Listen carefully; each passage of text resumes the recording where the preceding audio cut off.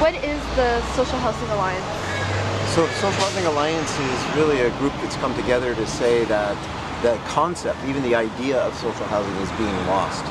So Rich Coleman, we initially arose because of just before the previous provincial elections, and the idea was that in the elections, they're going to stop talking about social housing. They're going to talk about other issues. And we're going to lose this idea that there's a housing crisis and no one's going to talk about it. So we attempted to move that into the public discourse, let's say, through various sorts of street actions and efforts to address politicians and so on. And then after the election, we thought, well, we can't just let it drop. It's not like they've solved anything. So we wanted to continue the work, but instead of appealing to politicians, we wanted to mobilize grassroots communities, people who are most impacted by the housing crisis.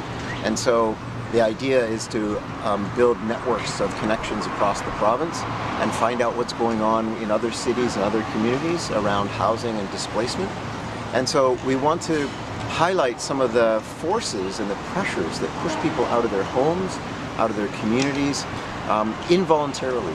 So we see this as a kind of structural violence where people are forced to move because rents go up, because gentrification happens, because somebody wants to rent a victim and replace them with people who are able to pay higher rents. And so this is an important aspect of the work that we're trying to do, and build a kind of a grassroots movement that pushes, not only resist displacement, but pushes for housing that is going to support people in their lives and give them dignity. So, if you had to say what was one of the highest impactful cause for the problem with social housing right now, what would you say it is?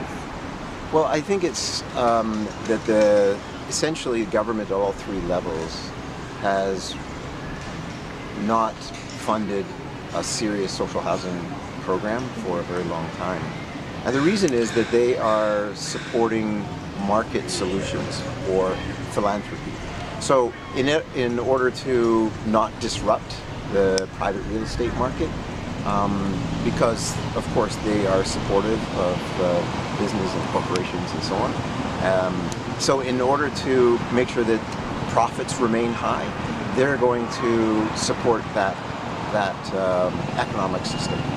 But as a result of that, they're never able to address the system, the root causes of homelessness. So they might do a little bit here and a little bit there, but as the last homeless count in Metro Vancouver shows, we have the highest number of homeless people ever counted, with 2,770 in Metro Vancouver and 1,798.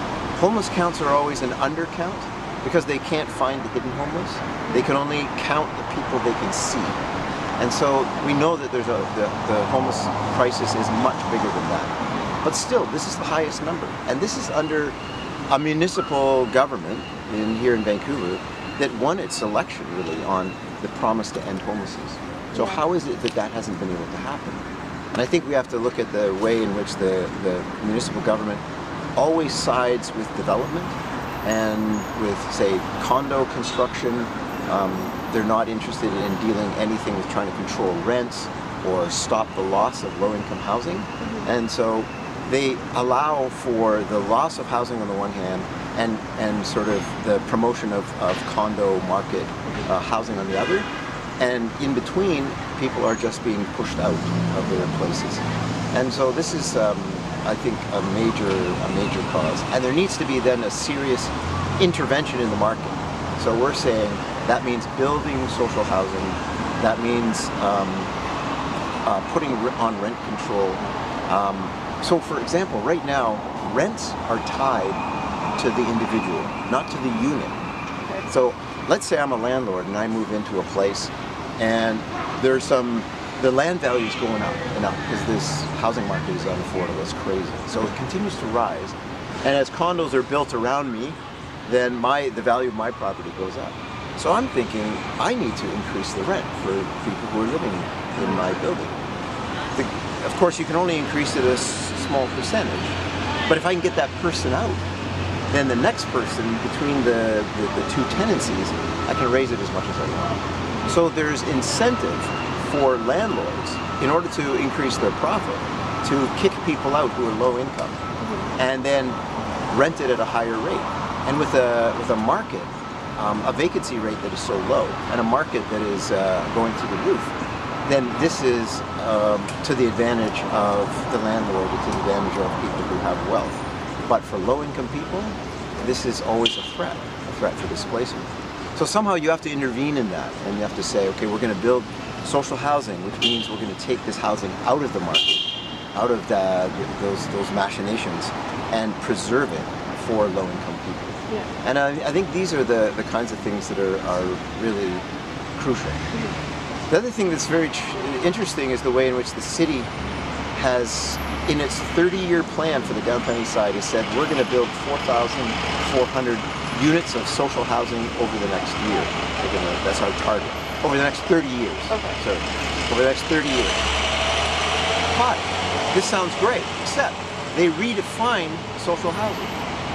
And in their new definition of social housing means 1/3 at welfare rate, 1/3 at a kind of calculation of just below market, and 1/3 at market. So when you're talking about social housing, you're not talking about housing for the most vulnerable people. Actually, only 1/3 of that housing is for vulnerable people. So when you say 4,400 units of social housing over 30 years, it sounds okay, except only 1/3 of that will be available for people on welfare or disability or old age pension. And so they're the most vulnerable, the most at risk of homelessness. So in a way, it sounds great, and there's this sort of rhetoric, we're doing something, but when you peel away some of that, you realize how little is happening. And I think these are some of the root causes that need to be addressed. Yeah. One last question. What do you think is the most beautiful thing about downtown Eastside, in your opinion? Like, why do you love downtown Eastside? Well, I think it's a remarkable community, and it's a community that in which people support one another, and people who have very little give of what they have to support each other. And I think this is kind of interesting because they've, after being pushed out of every other place, under tremendous stigma from people outside of this community, they have created spaces and networks of friendships and support that sustain their lives, and they have fought against the indignities that are kind of heaped upon them, and they've continued to rally and pull together as this camp, I think, is an illustration, and assert that they have value, that they have worth, and so I think when you get beyond the sort of the smear campaign of the media, mainstream media, what you find is a remarkable community of support for people who are trying to struggle together. Thank you so much. That's great.